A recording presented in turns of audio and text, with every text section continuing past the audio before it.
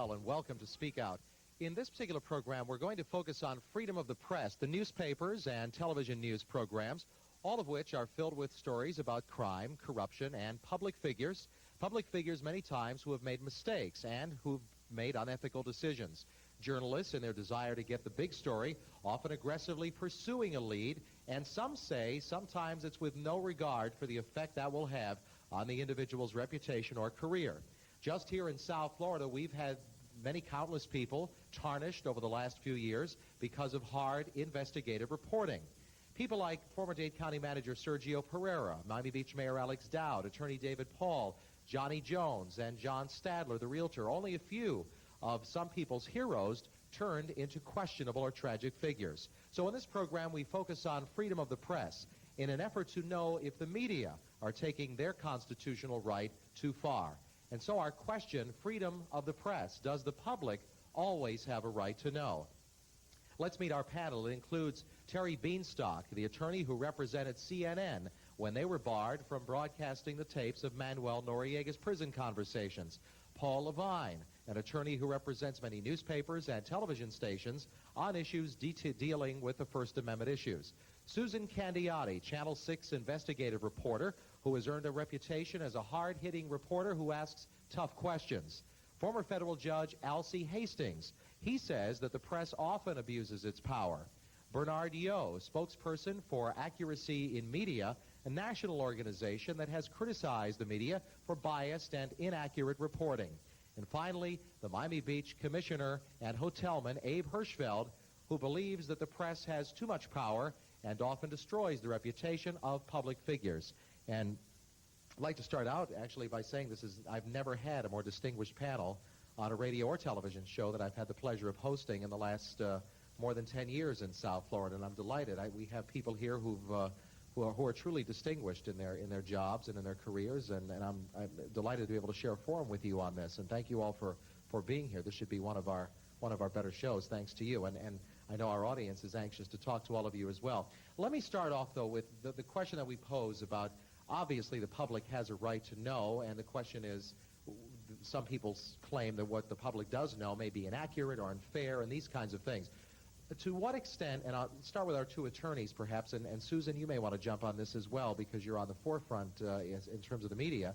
Are we talking about killing the messenger? In other words, when a public official doesn't like what is said about them.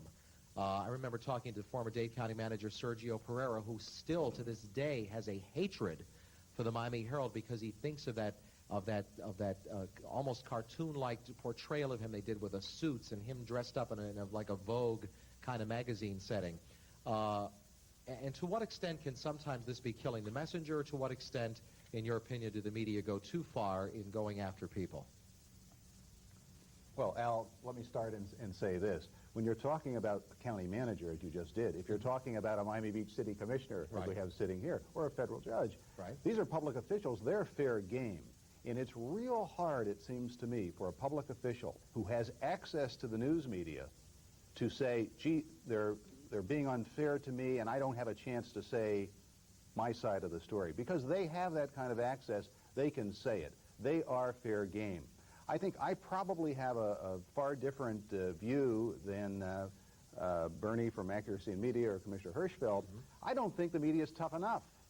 I think not enough resources are going into the kinds of investigative stories that you've been talking about. If you're the mayor of Miami Beach and you're on the payroll of someone who you then help decide whether he gets a dock outside his home. Talking about David Paul, the David Paul story. And Mayor Dowd, then the public obviously has a right to know that. The mayor, if he's got a defense to it, can say, hey, I was doing legal work or whatever, but he's fair game.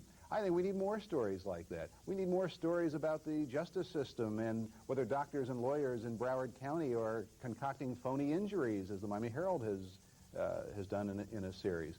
We need more hard-hitting exposés. More resources need to go into investigative pieces, and let the chips fall where they may. Just to follow up on this, you then had no problem, I take it, with, and there was a considerable debate within the world of the media and journalism on this when the Miami Herald's Tom Fiedler and others were, quote-unquote, following Gary Hart around, at his invitation, I suppose, but in the bushes in front of his Georgetown apartment and saw, you know, his behavior with the young lady and all of this, the monkey business. Did you have a problem with that without from getting the standpoint of the issue? The issue, it seems to me, doing it? is a major candidate for president of the United States. Is it a legitimate area of inquiry as to how he conducts his personal life? And I think everybody would agree, yes, it is. Now, you can argue about ambush journalism and hiding in the bushes and all of that, and that gets us off, I think, into another area. But surely somebody who is vying for that position is completely fair game, private and personal life, to the person who, as we now see what's going on in the world, will be the commander-in-chief of the most powerful nation on earth. Terry, do you agree with your colleague here? And especially with the Gary Hart situation, where the exposure of the duplicity of the man who had one persona to the public and then another persona privately that were totally inconsistent, those are the types of things the media best at exposing through dissemination of truthful facts. And no one has ever said anything about the Gary Hart situation, for example, that anything that was disclosed wasn't truthful. And that's what the First Amendment's all about, and the opportunity for the press to expose truthful facts, present it to the public, and let the public then decide what they should do with that information. But while I have my ear with you here for a second, let's talk a little bit about the CNN case, because this is another area of conflict between the First Amendment. Many people said, oh, it's a conflict between the First Amendment and the right to a fair trial in the case of Noriega. You know that when CNN had these tapes and began broadcasting them, and still others said that CNN should not have broadcast them because what really public good is being served except that it may help Noriega to get off because now he can't get a fair trial or what have you. Address that issue and why, in your opinion, since you did represent CNN, that was an important exercise of the First Amendment. Well, you have one of the most significant criminal cases in the history of the United States proceeding, and subject to great scrutiny, and it should be subject to scrutiny, is how the government is conducting itself in the prosecution, whether it's giving the defendant rights to a fair trial, whether it's doing anything surreptitiously that it shouldn't be doing. CNN comes into possession of information that calls into question the means by which the government is trying to secure the prosecution and get a guilty verdict ultimately. And CNN publicly airs that for the general public to listen to this information and make a decision whether or not the government is acting properly or improperly. That's the best example of what the media is supposed to do. But what if that information being aired impacts upon the ability to try this individual? Well, there's a mechanism under the law to deal with what they call prior restraints and what impact the dissemination of this information may have on the rights to a fair trial. We submit that it wasn't followed in this case, but the point is that CNN exposed this information to the public.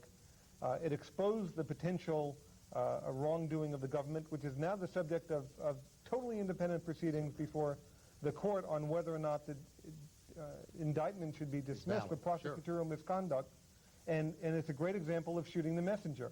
And instead of the defense and the prosecution litigating in court over whether or not what the government did is right or wrong, which is where it should be, everyone was focusing... Whether CNN was right or wrong in That's right. That's right. Well, of course, that is a question that is currently under debate as to whether the government properly was recording the phone conversations.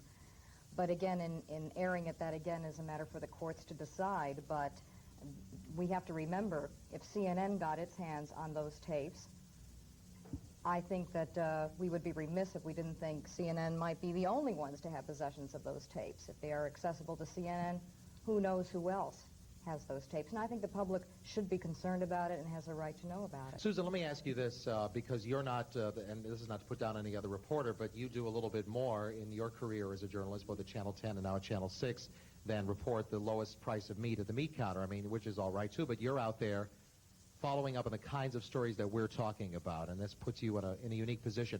How do you, and the people that are your superiors that you work with and for, police or decide how you're going to investigate in the manner that you're going to do it in, and in light of the concerns that we're talking about here, in terms of fairness, in terms of privacy, in terms of all the things that people are concerned about when it comes to freedom of the press? Well, I think that probably most people don't realize, but I happen to work for CBS, and it, as well as other news organizations, have very strict rules and standards to uphold, and those standards are regularly discussed. We fairly frequently have seminars where we pose real-life situations and rather hypothetical situations and how we would handle them. So before we decide on any topic, there are a lot of meetings. We decide in which direction we will proceed. Sometimes we proceed in one direction and decide that's not the way we want to go. So a lot of thought does go into it. And if we have questions of procedure or ethics, these are discussed quite thoroughly before we would proceed in a particular direction. Have you always been satisfied in the investigative kind of work that you have done that there is no, or that there are no sacred cows in terms of things that you can and cannot go after? I've never felt restrained in any way. I have to honestly say that. The reason I ask that is because I think we have some people, and now we'll get to this side, and let me start with our former federal judge, Alcee Hastings, who your name is no stranger to the press because of the time that you were under investigation for accusations of wrongdoing and then the trial in the United States Senate under the impeachment proceedings.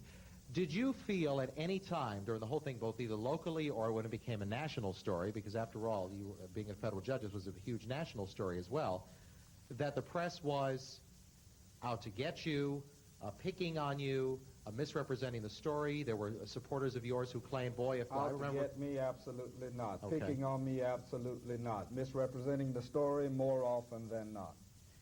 All right, let's talk about misrepresenting the story in a minute, but let me go back to something else. Supporters of yours used to call my talk show, and not only me, but everywhere and elsewhere in the media, and they would say, if Alcee Hastings wasn't black, the media wouldn't be going after him. That's why I asked Susan. I don't think the media went after me, and I don't think my race had anything to do with it. Al, let me correct one thing that Paul said, because I don't want it out there, that federal judges, like city commissioners or governors or presidents, are fair game. They are not, in a sense, they are fair game, but Paul's contention was that these people have access to the media and can respond, and federal judges have other prohibitions, as do state court judges, and they're helpless in many respects when hits are directed to them. I took care of myself fairly well, and insofar as that's concerned, I'm an exception to that particular rule. Let's see, can we put this whole thing in some kind of context? Because everybody, I was saying to Susan before we started airing,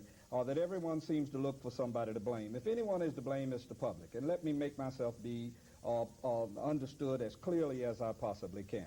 There is an insatiable desire on behalf of the public for information. And rightly so. Yes. And there is a journalistic curiosity that goes with the nature of the business, and rightly so.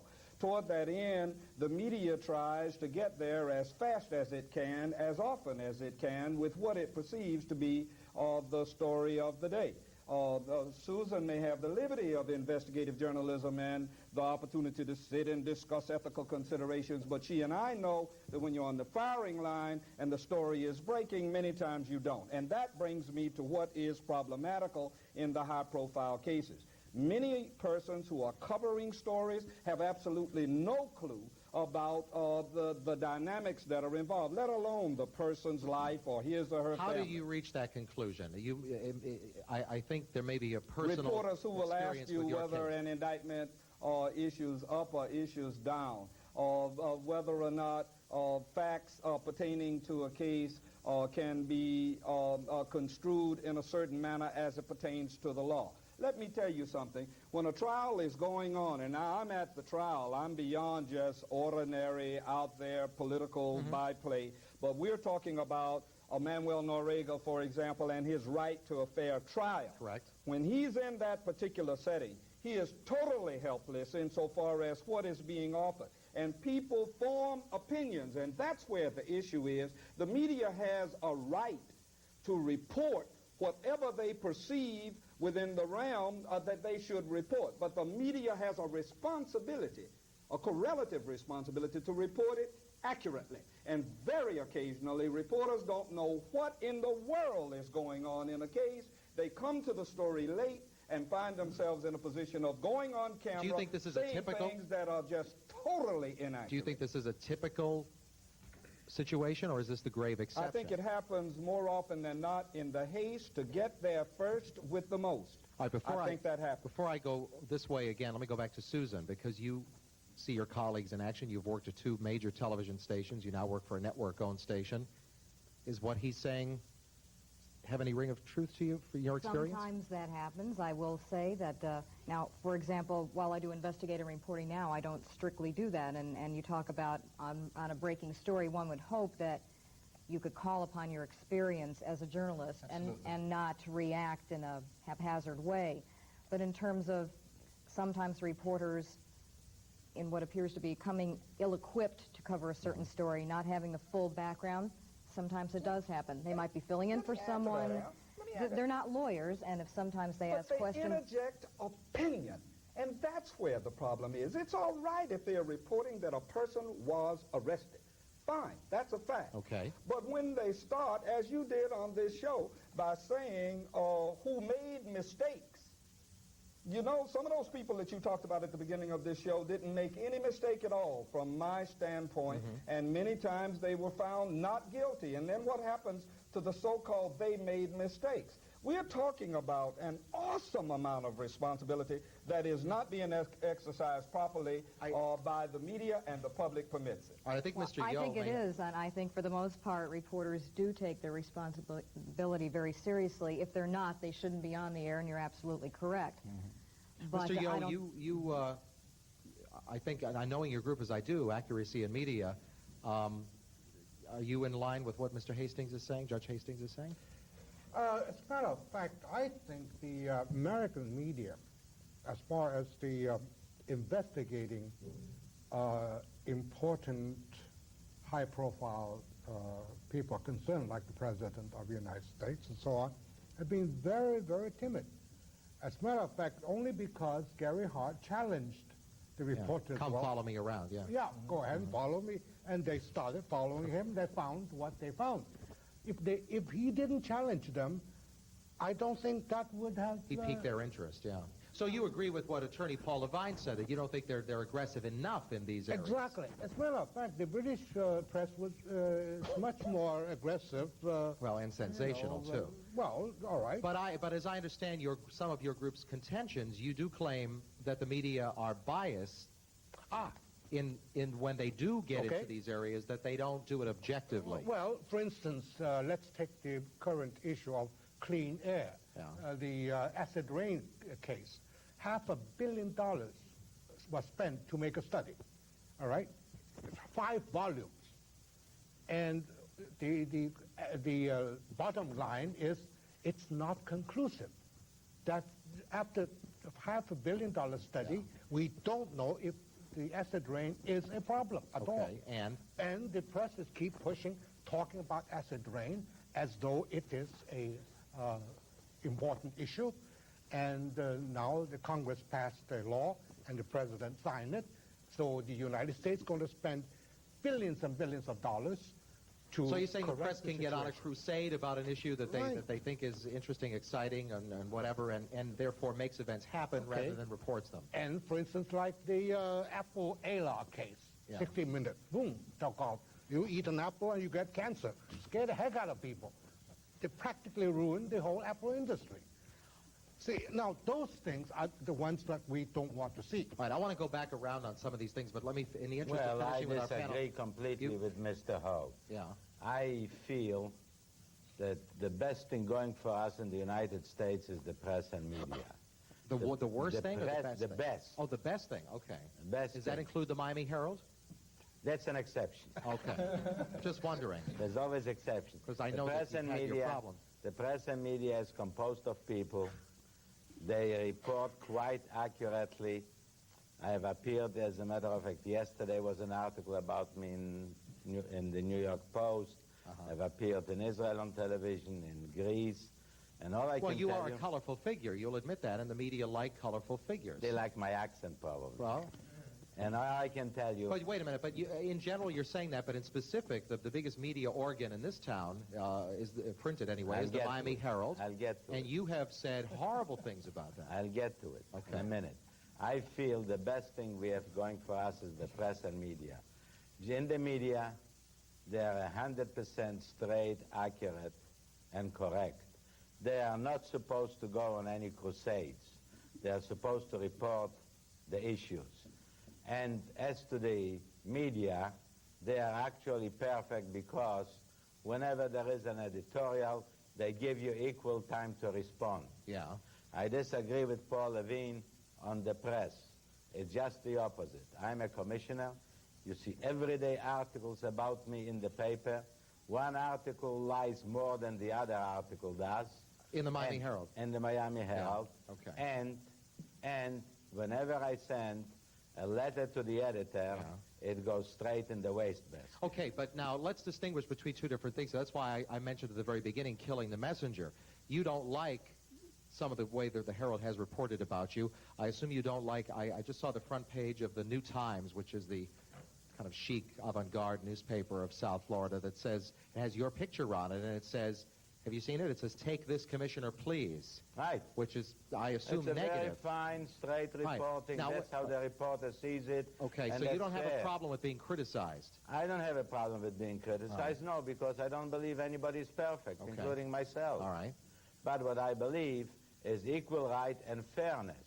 But when you have one paper in this county, and you have no other choices, then you're really living like in a Saddam Hussein dictatorship.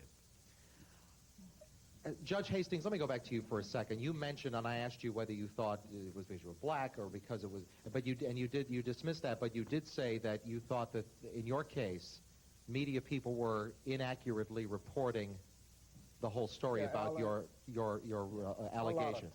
Okay. Would you chalk that up to reporters that were inexperienced? Or would you chalk it up to the fact that they just were sloppy? Or would you chalk it up to the fact that they personally didn't like you?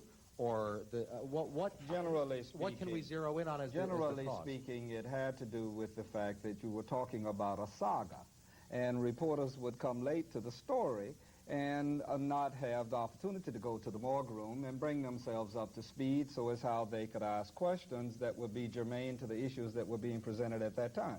My case had extraordinary magnitude and is perhaps a different kind of example, but that's my criticism.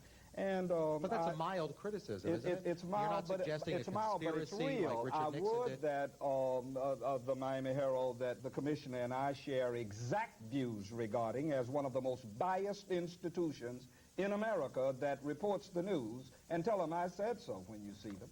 But for whatever it's worth, the fact of the matter is a lot of us feel that way, and it's because of factual inaccuracy. I can't fault the television media for what happens. In 15 seconds, they can only report so much of an 8-hour day, you understand. But there is that opportunity for in-depth investigative journalism. But again, we have to turn to the public. What does the public want? The public wants inside edition, expose, there has been an explosion of tabloid. And that's what sells, and these people have a bottom line called producing a profit. And it didn't matter whether it was Al Hastings or Ollie North or Marion Barry or whichever high-profile defendant. At a certain point in time, there are some critical things that are ongoing that allow for inaccuracy to take over and impact upon the individual. What defense does Mayor Dowd have to clear his name here? Nobody knows if he's guilty. In my opinion, he's not guilty. Okay. Well, what do you mean, what defense does he have? He is tortured for life, put in the same projection like a man who admitted guilt, and this man never went due process. Well, wait a minute, but wait a minute. By nobody. Not for me to defend the Herald, but the paper that you're holding, the Miami Herald, has a picture of Alex Dowd, and the headline says, "Dowd, I won't run again." Right. Now, what is that? The whole story, that's a factual headline. The whole story criticizes Dowd and puts him in a light that he's leaving the commission as though he committed some crimes. Yeah. Well, the story starts on page 1 when Dowd is found innocent, if he is, if he's ever charged with anything. It ends up near the obituary. Right. Before we get to our audience, let me just finish this line here, and then we'll have plenty of time to talk to the audience, and we'll do that. I know you all want to get in, and we will. But I think our attorneys need to jump in here because I sense from looking at you that you think these folks, someone on this end, have been killing the messenger again. Well, or have they? Al, if I can say this, obviously the press is not immune from criticism, and I think Alcee makes some good points about inaccuracies. Yeah. And I think he also believes, as I do, that ordinarily those are innocent mistakes. They're not willful. It's not part of a conspiracy. Sure. I don't like the fact that local television, for example, spends so much of its time on these kind of live reports from the field, because so many mistakes are made in doing that. It's done to give this feeling of immediacy. The guy's there on the street. There's bantering going back with the anchor, but there isn't time for calm reflection. There isn't time for writing it. And I frequently see mistakes made in that context. I think the newspaper reporter has a little easier job because you can come back and you can sit down even if you're on deadline. But to refer to some of the other things that were said, the press didn't create the ALAR controversy. The Federal Drug and Food Administration did. The FDA did. Well, Mr. Yo is saying they blew it all out of proportion. Well, it's a story there. And now we can decide later whether it was blown out of proportion. The same thing with acid rain. The acid rain situation has not yet been decided. And again, I don't think the press is immune from criticism, but if you have a group like Accuracy in Media, which approaches things from a political angle, from a right-wing political angle, they're going to find fault with CBS and Dan Rather, as they constantly do, and with those people who are in favor of the environment and environmental protection. So everybody is biased. Yeah, the reporter in the street is biased in the sense that he brings certain preconceptions to the job. Well, or he wouldn't be human, or she. Or he or she wouldn't be human. Of course. A judge is biased. The folks at AIM are biased. The idea in a daily newspaper or in a television news organization is that you do the best possible job you can through the lines of reporters and editors of presenting the facts. The Alex Dowd story was not created by the Miami Herald. It appeared first in the Boston Globe, for goodness sakes. The Boston Globe beat the Herald on that story. The Herald played catch-up. So the Herald is a fall guy in this town for every politician's problem. And that's the way it is. But shouldn't Alex Dowd or Abe Hirschfield be permitted to respond in the Herald? Absolutely, sure. and I think the politicians are constantly given that No, opportunity. they are not. You won't well, see one response from Alex Dowd. You won't see one from me or from Judge Hastings. Well, in I the must say media, that's we get it, because, but if I may not say in the so press. respectfully, in the mayor's case for quite a long period of time, he dodged the media or avoided the media or said he didn't have a statement. So I don't think the media can be faulted for that. As a public figure, you certainly I have a never right. faulted the media. The media always gives equal time. I'm only talking about the Miami Herald. Let me tell you some things that the media does. Perhaps this is going to happen. Maybe. I saw last week Rick Sanchez being interviewed by Joan London on Saudi Arabia. Okay. Now, I happen to know Rick, and I happen to dearly like him. But I'll be damned if Rick is General Rick Sanchez. You understand? So you're wondering what but don't let me just stop there. Brokaw interviews Brett Hume, and Donaldson interviews Ted Koppel. That is not the news. People, please understand that is not the news. We are talking about facts, and the disturbing feature, and what Commissioner Hirschfield and I are saying, and take exception to what Paul has said in part, is that editors interject their personal opinions about a Dowd or about a Hirschfeld, and then the public begins to think that that is their right to know. I couldn't care less what David Lawrence thinks about Abe Hirschfeld. I do care and think I have a right to know if I live in Miami Beach, especially whether or not he has said or done something that bears public scrutiny, and he would argue the same. Let me get our audience in on this, and I know...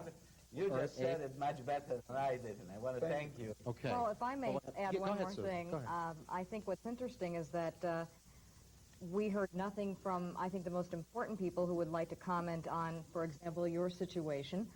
Not to single you out, but what did the public have to say about it? No one in the public had much to say about it, or if they did, it depended on the journalist to go out and seek them out on that. It took several days before we heard anything, if I'm not mistaken, from the Miami Beach Commission involving your situation, which actually we haven't really set up, so I'm commenting. No, the media was there all the time, and the media reported it all the time, fairly, rightly, sometimes a mistake or not a mistake. They're not perfect. But there's no complaint about it because nothing is perfect. The hiding is under the First Amendment, Al, and the media would have people, not these fine persons here, but the media would have people believe that they represent the public.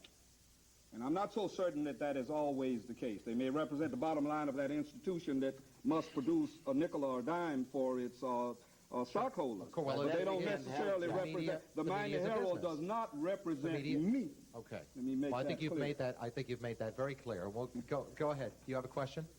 My name's Rick Santander, and I happen to be a high school journalist. And I can't compare myself or any member on the staff of my high school with these with Susan Candiotti and these attorneys and Mr. Hastings and everyone on the board. But it is true to a point that there are people in the media that, to catch a story, they work hard at it, but they sometimes get their views involved. The press, I feel, and this has happened in our staff also, and personally to me, myself, sometimes I get involved with the story emotionally, but one has to go back and reflect that the press has a responsibility to be unbiased. We don't represent the public. We are a separate organization. But you don't think they are? You don't think the media as a whole, it's hard to talk about the media because it's more than one institution, but as a whole, you don't think they're unbiased, or do you? As a whole, sometimes they become unbiased. Sometimes they become biased. For instance, they get outlandish at times. Not as far as like the British media, which has, like, for instance, going back to the bottom dollar. Well, the yellow journalism of the tabloids, but you have tabloids in this country too. Like in the United States, Inside Edition, that type of thing. Yeah. Like in the United States, you would never find on a front page an advertisement. In Britain, you would. We also have that thing. Advertisement can't be allowed to be the only thing. All right. Let me follow this up with Mr. Yo for a second, because you raised an interesting point before we go on here. I saw a bumper sticker the other day that said, "To hell with the liberal media," or and we've heard this before. I've never heard the conservative media or the right-wing media, but only the liberal media, and I've been hearing that since the Vietnam War. Is there, in your mind, any truth to the fact that the media have a liberal bias in general, that the media have a liberal bias, and that politically liberal bias appears frequently in its reporting? Well, this was well established by the study made by Professors Lichter and Rothman earlier.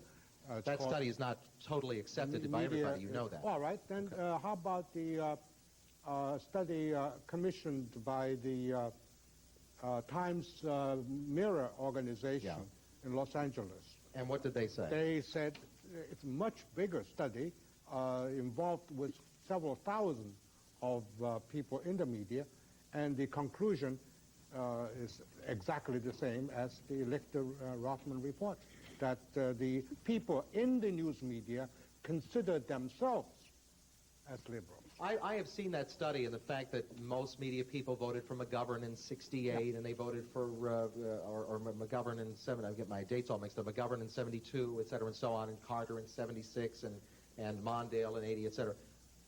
Terry, Why should the media be held up to different standards than anyone else in the world? Everyone has biases. Everyone has experiences that form their decisions throughout life. Absolutely. And members of the media are no different than that.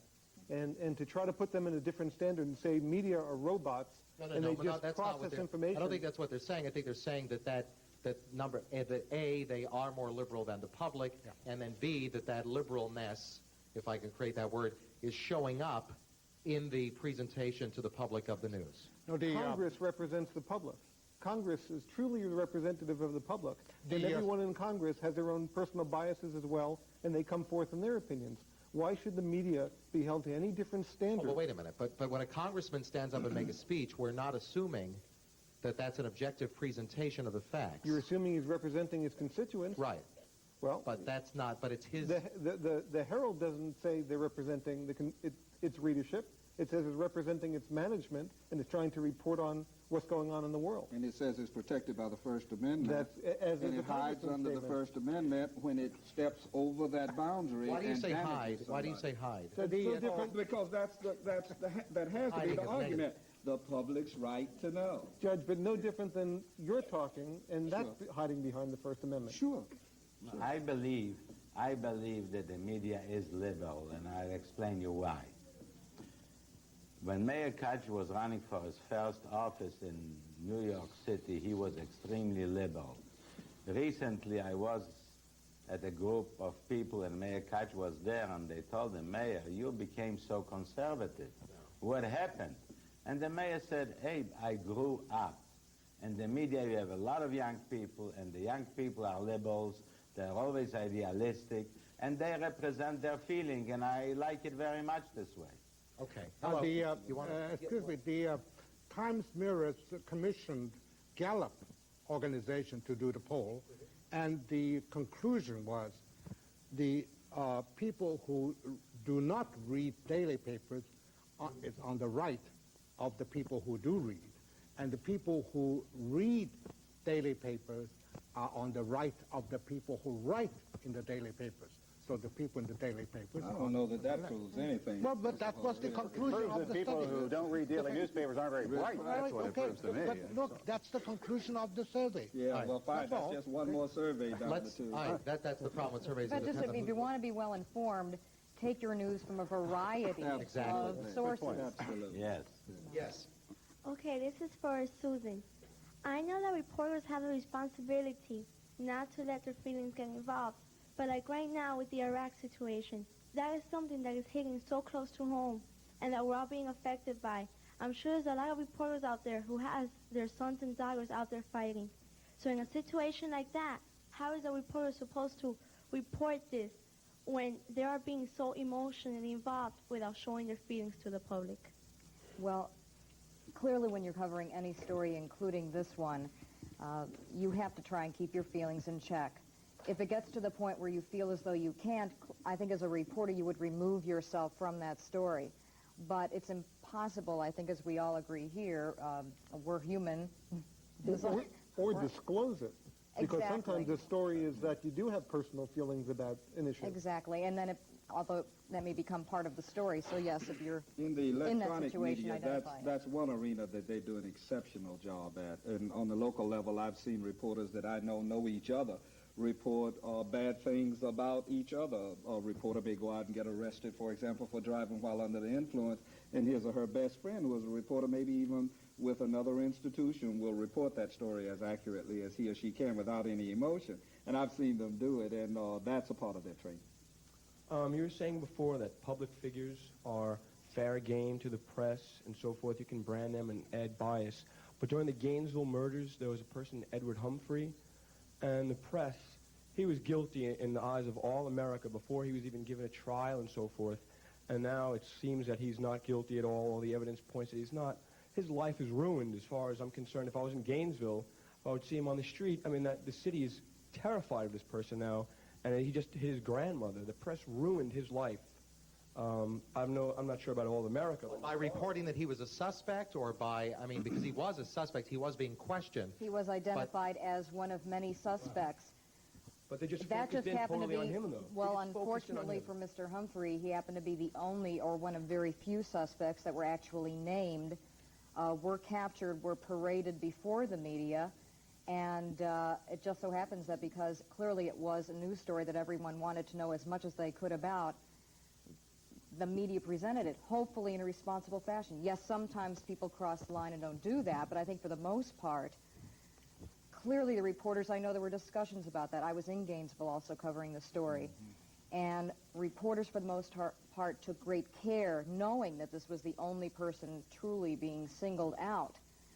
But everyone wanted to know about it. You could not report about him. How much is too much? Where do you draw the line? Everybody wants to be first, Susan. Let me tell you, son. Hopefully first and right. Yeah, first and right. She's correct. Let me tell you where it takes on even worse characteristics. Humphrey is a classic example, and you're absolutely correct. The freedom frenzy in the media damaged him beyond repair, whether he's guilty or innocent, and if he's innocent, beyond repair. Move to the next level. Why is it when you see persons, for example, I represent Yahweh ben Yahweh, and this is not defense of Yahweh ben Yahweh, but why is it when he was arrested and his followers in 14 cities were arrested, the police just happened to be there at 5 o'clock in the morning? Toward what end? The press happened to be there at that hour. What is happening there? Why does the FBI have a spokesperson and the United States Attorney's Office have a spokesperson and each police agency? Edward Humphrey didn't have a press person to help him fend through it all. And there again lies an enormous problem. That's why I argue that when they go to a story, that they be as accurate as they can, because many things that they're gathering at that story will never and cannot ever be introduced in a court of law. Now, wait. Now, this is a very critical thing you're saying, and I'm not sure this makes sense to me, and I mean, our attorneys may have to help here. Are you saying that judges sit there, as you did, and decide what evidence is admissible and what is not based on the laws, based on the Constitution? Sometimes you suppress evidence that the prosecution would like to use, etc. Sure. Are you want to hold the media to the same standard when they're reporting a story, that journalists should cipher through the information about a political official or a suspect and say, well, this isn't admissible, this is, whether it's innuendo, hearsay, whether or not it's speculation, whether or not it has an accurate basis and foundation, or is there some hotshot FBI agent or Metro Dade or Broward County Sheriff who is about the business of nailing people? Is that the case? And the media, they develop their own relationships. You see them when you see the night live. You have spokespersons that come on. Okay, well, wait. Now you're talking about the media repeating disinformation that is being given to them, perhaps by a spokesman. That's what I thought I was talking about at first. In fact, I think the media has an important role, though, for protecting the rights of people who are being arrested. If we happen to find out about a particular situation, and we're there to report it. You don't happen to find out, Susan. You're called and told. Geraldo went with Nick Navarro's people to the arrest. Case ultimately impacted severely. Al, it's a very good point. The media get used, sometimes willingly used, usually by the prosecution, by an aggressive or a publicity-hungry state attorney or U.S. attorney, the police officers, or the photos in the press conference with all of the contraband lined up. And maybe they'll never get a conviction out of it, but so what, he had his press conference. I think this has been a problem in the news media. There is this symbiotic relationship between the prosecution authorities and the news media. The news media is too willing to be used in that context. Here, Al, in this TV guide, 50 stories that deal with law enforcement, ranging from cops to Judge Wampler. Oh, sure. And the public's mindset becomes an extraordinary mindset toward the guilt of people. In short, the media, with the public as their major cooperating agent, have allowed for the notion of innocent until proved guilty to be pitched right into the Atlantic Ocean. Go ahead. You have a question? Yes, hi. My name is Barry Butte, and I wear two hats. I'm a criminal defense attorney with the Public Defender's Office in Broward County, and I'm also a member of the ACLU. This question is for Mr. Bienstock. When the tapes were listened to by CNN, were there confidential things in there that you've said we can't play, this will affect his rights to a fair trial? There were some attorney-client privileges, and were some of those played, or was that decision made in the process? Was that taken into account? Well, you're talking more theoretical than practical. Actually, the tapes themselves, when you sit and listen to them, most of it was in code. So unless you had someone translating what these meant, what the conversations meant, you didn't get a lot out of them. There were attorney-client conversations on the tapes. The decision what to air and at what time really didn't have much to do with the nature of what was said as much as how it fit into the story as it developed. When just the fact of the taping was an issue, they aired the fact of the taping. When the contents of what General Noriega was doing with the Panamanian government and political opposition, those conversations were aired, talking about transferring of funds. Really, until the government denied any wrongdoing and refused to comment on the taping itself, was it necessary, or the CNN felt it was necessary to the story, that it actually air a portion to those tapes. Wouldn't that be privileged, his discussions about transferring of funds? I mean, they might lead to other actions or something future by the government. When you say privilege between whom and whom? When the information CNN had in its possession, which I guess we've all later found out, much of which has been provided throughout the world to the Panamanian government and other people throughout the federal government, once it's in CNN's possession and is lawfully obtained by CNN, there's no privilege that prevents it from being published. It is the story, it's public domain, and that's the way CNN felt about it. But if there were certain things in there, if they would have discussed trial strategy about we're going to call a certain witness, you would not have published that then? Well, I don't say that. To the contrary, there have been cases where the media has become privy to and it's published a confession, for example. The Nebraska Press case, which is a key case that governs all of this, was where there was actually confession that was not admissible in court, yet the media published it. And the court still said there should not be any type of restraint on publication. The public had a right to hear it, as long as there were some safeguards commensurate to ensure that the defendant had a right to a fair trial. And that could have all been done. If Noriega could be seized through an invasion of Panama, and it could be not only front-page news, but probably the lead story of the year, and so pervasive that everyone in the country was familiar with it, how could the airing of a conversation with a defense team about whether or not a witness was going to be called, how could that possibly impact General Noriega's right to a fair trial any more than it has been impacted? There's no limit, though? I mean, are there certain things you think that wouldn't have been played? I can't say there's no limit. There are probably issues of personal privacy that have nothing to do with any legitimate public issues where there are limits. None were involved in this case. I don't see any limits in light of the types of things that were being discussed on the phone. If he was talking about moving funds, I don't see how there could be any limits. If he was talking about getting back in power or leading opposition parties in Panama. What if he was talking about whether he was going to testify or not during the trial? Those were all legitimate. If he was talking about it on a phone, where he knew he was being monitored, which was the case, and that information got legitimately in CNN's hand, that's fair game. All right, let's move on. I have to thank you because we got to move past this a little bit. Just to ask this before we go far afield. If we have to err on one side or another, and I think that we do because we're human, and there's never going to be a perfect balance between always making sure the reporter is accurate and always making sure the person is fair and always making sure we're going after people individually instead of only liberals or conservatives or whatever.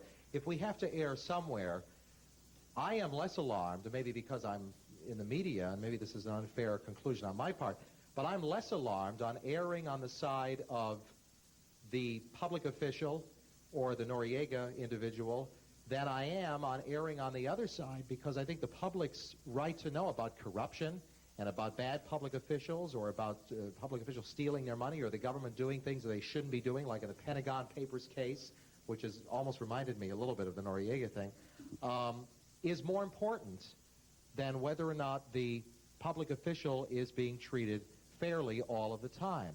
Now, maybe that's because I'm not the public official who's been treated unfairly, so my ox hasn't been gored. But what do you all think about that? But you mentioned Pentagon Paper case. Actually, CBS had a couple of reports. They interviewed Pentagon officials, and what they did was splice an answer on a different question to the... But that's clearly misleading. I mean, I'm not talking about those are the things which we Of course. Right. But, for example, General William Westmoreland, who ran the Vietnam War, sued, mentioning CBS, sued CBS because of the fact that CBS did an investigative report that showed that Westmoreland allegedly misrepresented to the American people and the government what was going on in Vietnam, and he didn't like that. No, the question was conspiracy. CBS used the word there was a conspiracy. Okay. And the internal memo, which within CBS, said that word should never be used. Yes, I understand that, but my point is that still, what was more important there?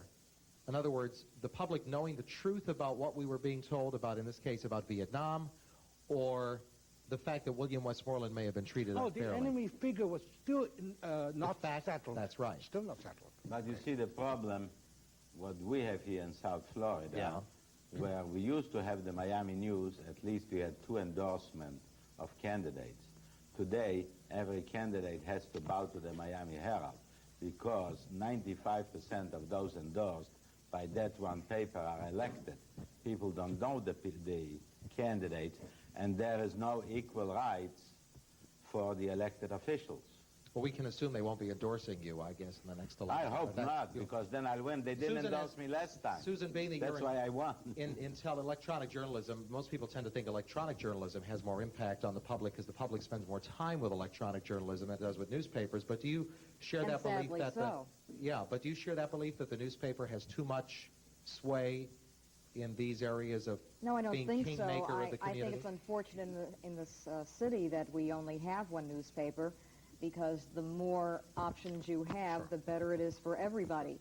But and I'm not here to defend, again, the Miami Herald, but I think they do a good job of covering Dade County, and I find no fault in that. Go ahead. Okay, my name is Alexandra Ubago, and I'm a student at Miami Coral Park Senior High. And I feel that the press should have a limit. I don't understand why, when there's an individual on a case or something, and let's say, for instance, the newspaper's reporting about it, why can't they just show the facts and, like, what the problem is? But why do they have to sit there and criticize and totally ruin this person's life practically? Can you give an example of where you've seen that bothers you? To be more No. specific? I mean, because I don't know what you're referring to specifically. I can't really give a case, but sometimes you can see it in the newspaper, and these people, after everything's over and stuff, they're, like, isolated, kind of, you know. Everybody dislikes them. I don't know how to explain this, but they're not just saying the facts, they're just criticizing the people in a way. Well, I think that's what Richard Nixon used to say about the press. Yeah, and 90% of the newspapers in the United States endorsed Richard Nixon for president in 1968, this great liberal news media. I think the question, though, raises an important issue of people who may be charged with a crime before they come to trial. That may be what Alexander is talking about. I'm not sure. The limits, though, the word limits, I think we can all agree, I hope everybody in this panel agrees, limits are self-imposed by the news media. Mm-hmm. And there are That's professional... not so, Paul, because what the young lady is talking about is editorializing the possible crimes which have never been proven and which have never been found guilty. You will see on Mayor Dowd and on me editorials, other articles, editorializing and rehearsing and redoing it day and day and day and day, hammering the same thing, which, let's not discuss myself, which probably are completely wrong. Well, you know, the oldest trick in the book for the public official who's criticized is to complain about the messenger. And Commissioner Hirschfield, I with all don't due complain respect, about the media. No. I don't complain about radio. You're complaining about the Miami Herald for an hour here. The Miami Herald didn't close your hotel. Yes, the Miami Herald didn't do it. You don't know what happened. The city did. I tell you what happened. Okay, then you answer it. At 9:30 at night came the Miami Herald with a building official, with all the media, chased out 185 patrons from the theater. Well, couldn't they, the city of Miami Beach did it. Yeah. Your Couldn't city they have did done? Yes, they called them all. Couldn't they have done it at 3 in the afternoon when the theater is empty, or at 9 in the evening?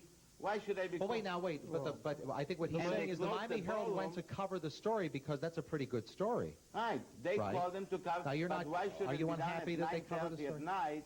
Well, what difference is it what time it was? Because there were 185 people. Well, that made the story probably more interesting. At 3 o'clock there was nobody. At 9 o'clock there was nobody. But if the city, so it wouldn't be a story. If the city of Miami Beach inspectors had decided to go at a different time, I assume that's when the Herald and the other reporters would have gone too, right?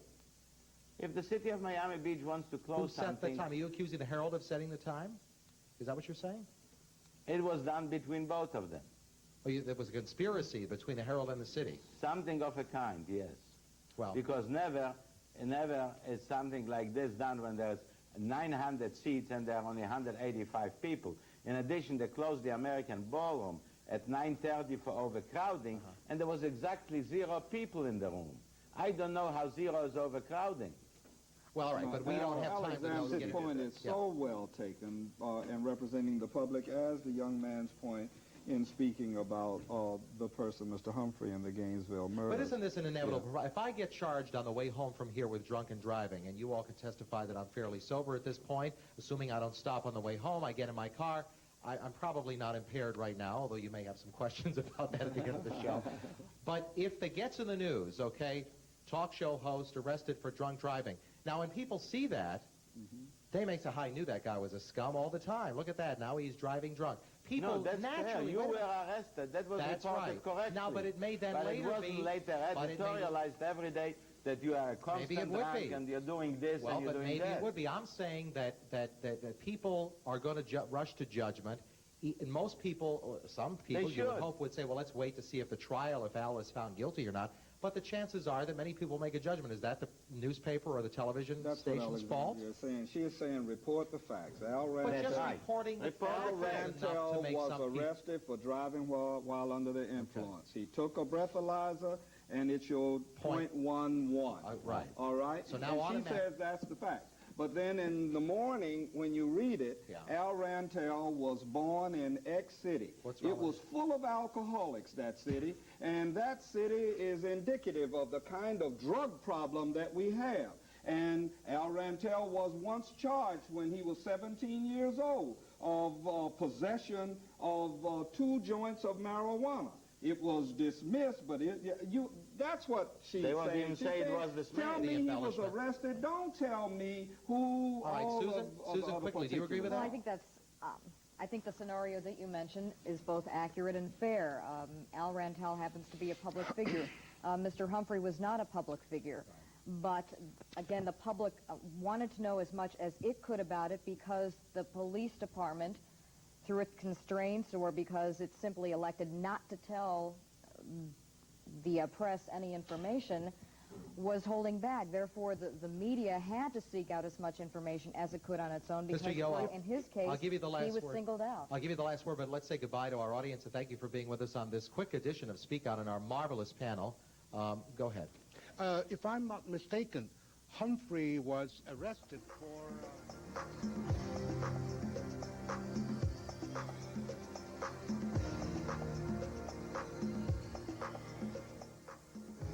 If you would like to participate in Speak Out's studio audience, call 995-2224 for reservations. 995-2224.